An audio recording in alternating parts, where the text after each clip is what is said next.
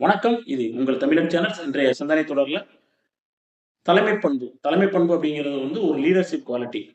நம்ம நம்மளுக்கு கீழ இருக்கக்கூடிய டீம்கள, அது குடும்பத்தில கணவன், மனைவி, குழந்தைகளா இருக்கலாம், அவங்கள வழிநடத்துறதா இருக்கலாம், பொலிட்டிக்கலா இருக்கலாம், சோல்ஜர்ஸா இருக்கலாம். இது யாரெல்லாம் அதுபோக ஒரு பிசினஸோட ஆர்கனைசேஷனா இருக்கலாம், இல்ல ஒரு மேனேஜ்மென்ட்டா இருக்கலாம், இல்ல ஒரு மேனேஜரா இருக்கலாம், ஒரு அட்மினிஸ்ட்ரேஷன் இருக்கலாம். எதனாலும் நம்மளுக்கு கீழ இருக்கக்கூடிய டீம்களை நாம் எப்படி வழிநடத்துறோமோ, அதுக்கு தலைமை பொறுப்பெடுத்து நடத்தக்கூடியவங்களுக்கு பேர் தான் தலைமை பண்பு. லீடர்ஷிப் அப்படிங்கிறது. இந்த லீடர்ஷிப்ப பத்தி ஏன்னா திருவள்ளுவர் இதுக்கு எத்தன ஆண்டுகளுக்கு முன்னாலேயே இத பத்தி சொல்லியிருக்காருன்னு பாருங்க. ஒரு குறள் அருமையா. "முறை செய்து காப்பாற்றும் மன்னவன் மக்களுக்கு இறையென்று வைக்கப்படும்." அதாவது ஒரு தலைவன் தனக்கு கீழ இருக்கக்கூடியவங்களுக்கு நம்பிக்கையையும், அவங்கள சரியான முறையிலே வழிநடத்தி, அவங்களுக்கு ஒரு பக்கபலமாக இருந்தால், அவங்கள் நம்மளுக்கு என்னைக்கும் உறுதுணையாக இருப்பாங்க. அப்படிங்கிறது அந்த பொருளோட இது. அதாவது ஒரு சிம்பிளா எப்படி எடுத்துக்கலாம். நம்ம மரியாதைய அவங்கள கேட்டு வாங்குறத விட, நம்ம செய்யக்கூடிய நம்மளுடைய செயல்கள்ல அவங்களே தானே முன்வந்து நம்மளுக்கு மரியாதை குடுக்கக்கூடிய ஒரு செயல்பாட்டுக்கு ஒரு தலைவன் இருக்கணும். அதுதான் அந்த குறளுடைய பொருள். இப்போ அந்த ஒரு மேனேஜ்மென்ட் ஒரு ஒரு நிர்வாகத்த வைக்கக்கூடியதுக்கு லீடர்ஷிப்க்கு என்னெல்லாம் தேவை அப்படிங்கிறத நம்ம இன்னைக்கு பார்ப்போம். முதல்ல மேனேஜ்மென்ட் ஸ்கில்ஸ். ஒரு நிர்வாக திறன். ஒரு நம்மளுக்கு ஒரு பொறுப்பு குடுத்துருக்காங்கன்னா, அந்த நிர்வாகத்தை நிர்வகிக்கக்கூடிய திறன் ஒரு லீடர்ஷிப்க்கு முதல்ல இருக்கணும். அதுக்கான ஸ்கில்ஸ நம்ம டெவலப் பண்ணிக்கணும். 2வது ஸ்ட்ராட்டஜி யுக்திகள். யுக்தி அப்படிங்கிறது ஒரு இக்கட்டான சூழ்நிலைகள் வரும். அந்த நேரத்துல நம்மளுடைய யுக்திகளை எப்படி கையாளணும்? ஒரு மார்க்கெட்டோட சிச்சுவேஷனா இருக்கலாம். இல்ல ஏதாவது ஒரு ப்ராப்ளம்ஸா இருக்கலாம். இல்லைன்னா ஒரு கிரிட்டிக்கல் பொசிஷன் இருக்கலாம். அந்த நேரத்துல நம்மளுடைய யுக்திகளை எப்படி கையாளணும்? ஸ்ட்ராட்டஜி. அத ஒரு லீடர்ஷிப்க்கு ரொம்ப மஸ்ட். அப்புறம் பிளானிங் திட்டமிடுதல். திட்டமிடுதல் இல்லாம நீங்க எதுவுமே செய்ய முடியாது.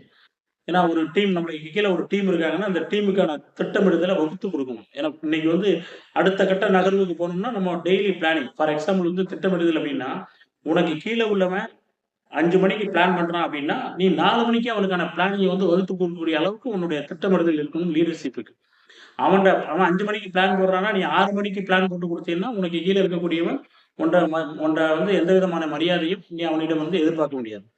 அவரு உனக்கு கீழ உள்ளவன் 5 மணிக்கு திட்டமிடுறான்னா, நீ 4 மணிக்கே அதுக்கான திட்டத்தை வைக்கக்கூடிய அளவுக்கு உன்னை நீ உருவாக்கிக்கணும் லீடர்ஷிப்க்குள்ள குவாலிட்டிக்கு. மோட்டிவேஷன்.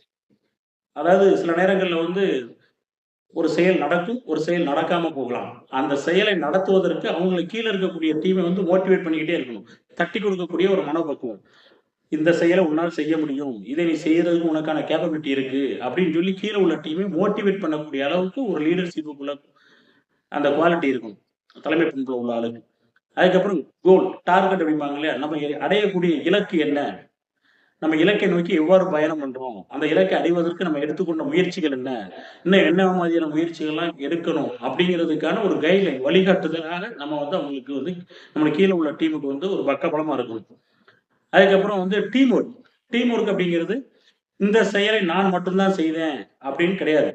அது ஒரு தலைவனுக்குள்ள பண்பு கிடையாது.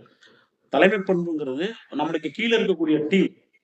இந்த வேலையை செய்வதற்கு நாம் அனைவரும் ஒற்றுமையோடு இந்த செயலை செய்து முடிச்சோம். இந்த செயல் நம்மளால் செய்து முடிக்கப்பட்டது. நான் செய்தேன் என்பதை விட நம்மளால் செய்து முடிக்கப்பட்டது. நாம் தான் இந்த செயலை செய்ய வேண்டும். அப்படிங்கிற ஒரு டீம் ஒர்க். இந்த டீம் ஒர்க்குக்கு பார்த்தீங்கன்னா, ஒரு உதாரணம் சொல்லணும்னா, எறும்புட்ட இருந்து அந்த டீம் ஒர்க்க நம்ம கத்துக்கணும். எறும்புட்ட இருந்தா சுறுசுறுப்ப கத்துக்கிட முடியும். எறும்புட்ட இருந்தா டீம் ஒர்க்க கத்துக்கிட முடியும். எறும்புட்ட இருந்தா ஒற்றுமைய கத்துக்கிட முடியும். இப்போ நீங்க ஏதாவது ஒரு பொருள ஒரு இடத்துல போட்டீங்கன்னா, அந்த பொருள சின்னதா ஸ்வீட்டா இருந்துச்சுன்னா, அத அப்படியே எடுத்து அந்த பொருள கொண்டு போகும். எல்லா எறும்பும் ஒண்ணு போல எடுத்து அந்த டீம் ஒர்க் அப்படியே கொண்டு போகும்.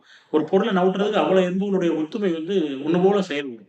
அந்த டீம் ஒர்க் இருக்கணும். கீழ இருக்கக்கூடிய டீம்களை அரவணைச்சு கொண்டு போகக்கூடிய ஒரு டீம் ஒர்க் தலைமை பண்புல உள்ள ஆள்ட்ட இருக்கணும். அதுக்கப்புறம் டெம்பரன்ஸ் அப்படிம்பாங்க. நிதானம். எந்த ஒரு செயலையும் அவசரப்பட்டு ஏன்னா நம்ம கீழ இருக்கக்கூடிய டீம்கள் யாராவது எதையாவது ஒண்ணு சொன்னாங்கன்னா, அத நிதானமாக, பொறுமையாக பேரியன்ஸ் அப்படிம்பாங்க. பொறுமை, நிதானம், டெம்பரன்ஸ் இதெல்லாம் ஒரு எந்த ஒரு செயலுக்கும் ஒரு பொறுமை ரொம்ப முக்கியம். அவசரப்பட்டு எந்த ஒரு செயலையும் நம்ம டக்குன்னு செய்யக்கூடாது. தலைமை பண்புல உள்ள ஆட்கள் பொறுமையாக, நிதானமாக ஒவ்வொரு செயலையும் செய்ய வேண்டும். எந்த ஒரு செயலை செய்தாலும், அந்த செயல்ல ஒரு பொறுமை வேண்டும், ஒரு நிதானம் வேண்டும்.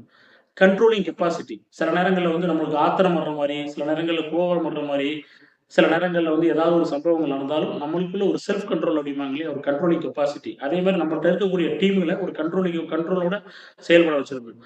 நம்ம சொன்னா அவங்க கேட்கணும். ஆனா நமக்கு அவங்க கேட்கிற மாரி நம்ம சொல்லணும். புரியும்னு நெனைக்கிறேன். அதாவது நம்ம சொன்னால் அந்த செயலை அவங்க கேட்கணும். ஆனால் அவங்க கேட்கிற மாரி நம்ம அவங்ககிட்ட நடந்துக்கணும். ஸோ இதுதான் வந்து அந்த கண்ட்ரோலிங் கெப்பாசிட்டி அப்படிங்கிறது. அதுக்கப்புறம் வந்து அத்தாரிட்டி அண்ட் ரெஸ்பான்சிபிலிட்டி. அத்தாரிட்டி அப்படிங்கிறது வந்து ஒரு லீடர்ஷிப் வந்து ரொம்ப மஸ்ட். ஆனா அந்த அத்தாரிட்டி அதிகாரத்தாலேயே எல்லாம் செய்ய முடியும் அப்படின்னா கண்டிப்பா கிடையவே கிடையாது. அதிகாரம் என்பது ஒரு செயலை அவர்கள் செய்யவில்லை என்றால், அவர்கள் மீது நடவடிக்கை எடுக்கப்படுவதற்கு தான் அந்த அதிகாரம். ஆனா அந்த ஒரு செயலை செய்வதற்கு அவங்களுக்கு நம்மளுடைய ரெஸ்பான்சிபிலிட்டி ரொம்ப முக்கியம். அந்த செயலை நம்ம ஒரு ஆள்ட்ட குடுத்துருக்கோம். அவங்களால செய்ய முடியல. அந்த செயலை செய்வதற்கு நாம் அவங்களுக்கு ஒரு பொறுப்பு. ஒரு 50% ஒரு ஆள் ஒரு ஒர்க் பண்ணியிருக்காரு, ஒரு இத முடிச்சிருக்காருன்னா, மீதி செயல்களை நம்ம செய்வதற்கு அவங்களுக்கு பக்கபலமாக இந்த செயலை நீ செய்யறதுக்கு நான் உனக்கு பொறுப்போட இருக்கிறேன். நம்ம சில சில நேரங்கள்ல, சார் நான் அவர்ட்ட சொல்லிட்டேன். அவர் கேட்க மாட்டேங்காரு. அவர் செய்ய மாட்டேங்காரு. அப்படிங்கிறது வந்து அது ஒரு தலைமை பண்புல சொல்லக்கூடிய ஆள் கிடையாது. செய்யாதவரை செய்ய வைக்கிறதுக்கான ரெஸ்பான்சிபிலிட்டிய நம்ம எடுத்துக்கணும். ஏன்னா அதிகாரத்தை மட்டும் நம்ம எடுத்துக்கிட்டோம்னா, அந்த அதிகாரம் வந்து என்னைக்கும் வந்து நீடிக்காது. அதிகாரம் என்பது அது எப்ப பயன்படுத்தணுமோ, அந்த நேரம் மட்டும் தான் பயன்படுத்தணும். ஆனா ரெஸ்பான்சிபிலிட்டிங்கிறது நம்மளுக்கு நம்ம ஒரு ஒர்க்க குடுத்துருக்கோம். ஒரு 10 பேர் செய்ய வேண்டிய வேலையை ஒரு 2 பேர், 3 பேர் செய்யல அப்டின்னா, அந்த வேலை முழுவதையும் எனக்கும் இதுல ரெஸ்பான்சிபிலிட்டி இருக்கு. இந்த வேலையை செய்வதற்கு நானும் பக்கபலமாக இருப்பேன் என்பது தான் அந்த ரெஸ்பான்சிபிலிட்டி. ஸோ அத்தாரிட்டி அண்ட் அத்தாரிட்டிங்கிறது ஏதாவது ஒரு கடுமையான சூழ்நிலைகளில் நம்ம சொன்னா கேட்கணும். ஆனா நம்ம கேட்கிற அளவுக்கு நம்ம அந்த அளவுக்கு அதிகாரத்த பயன்படுத்திக்கணும். அதிகாரம் மட்டும் அந்த யாரையும் வந்து கண்ட்ரோல் பண்ண முடியாது. ஸோ, அதுக்கான ரெஸ்பான்சிபிலிட்டிய வந்து இந்த லீடர்ஷிப்ல உள்ளவங்க வந்து எடுத்துக்கணும். ஏன்னா நம்ம வந்து அவங்கள மதிக்கிறத விட, அவங்க நம்ம மேல மரியாதை வச்சிருந்தாங்கன்னா, அதுக்கான இதுகள் வரும். ஒரு வேலைய வந்து கூட்டு முயற்சி அப்படிம்பாங்க இல்லையா? ஒரு ஒரு செயலை செய்வதற்கு கூட்டு முயற்சி எடுப்பதற்கு அந்த ரெஸ்பான்சிபிலிட்டி வந்து ரொம்ப முக்கியம். அதுக்கப்புறம் வந்து என்டூரன்ஸ் சகிப்புத்தன்மை. சிலர் வந்து நம்ம ஒரு கருத்த வந்து நம்மட்ட சொல்ல வருவாங்க. சிலருக்கு வந்து நம்மளுக்கு கீழ இருக்கக்கூடிய டீம்ல சில பிரச்சனைகள் வரும். அதுகள் வந்து ஒவ்வொருத்தரும் சொல்லச்சில, அத சகித்துக் கொள்ளக்கூடிய தன்மை வேணும். ஏன்னா நீ என்ன சொல்றது? நான் என்ன கேட்கறது?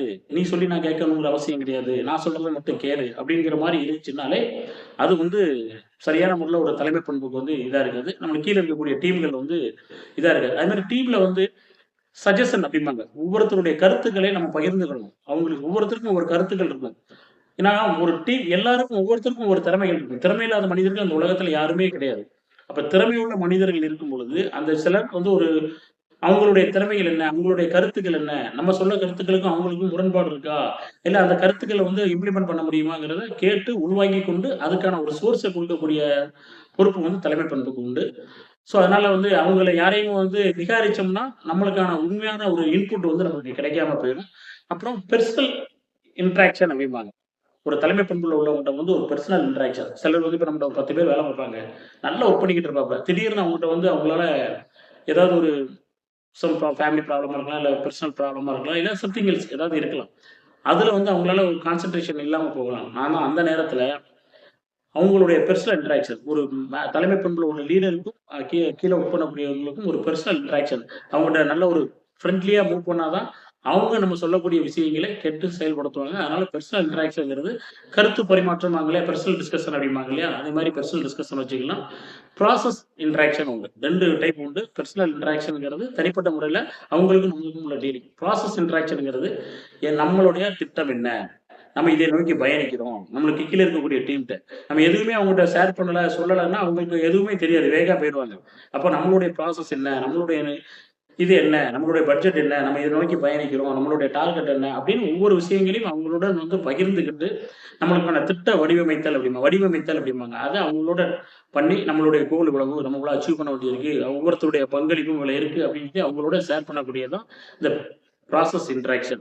ஸோ இது எல்லாமே ஒரு தலைமை பொறுப்புல இருந்துச்சுன்னா, நம்மளுக்கும் நம்மளுக்கு கீழ ஒர்க் பண்ணக்கூடியவங்களுக்கும் எந்த விதமான ஒரு கருத்து பரிமாற்றங்கள் வராது. ஸோ நான் அப்படிங்கிறத விட, நான் என்ற ஒரு தலைமை பொறுப்புக்கு உள்ள முக்கியமான ஒரு தாரக மந்திரம்ங்கிறது, நான் செய்தேன் அப்படிங்கிறத விட, நாம் செய்தோம் என்றால் 2 பேருக்கும் நம்மளுக்கும் நம்மளுக்கு கீழ பணியாற்றக்கூடியவங்களுக்கும் ஒரு பெர்சனல் ரிலேஷன்ஷிப் பாண்டிங் வந்து வரும். அது நம்மளுடைய தொழிலா இருக்கட்டும், குடும்பமா இருக்கட்டும், எதா இருந்தாலும் அது நம்மளுக்கு ஒரு பக்கபலமாக அமையும் என்ற சிந்தனையுடன் மீண்டும் சந்திப்போம். நன்றி, வணக்கம்.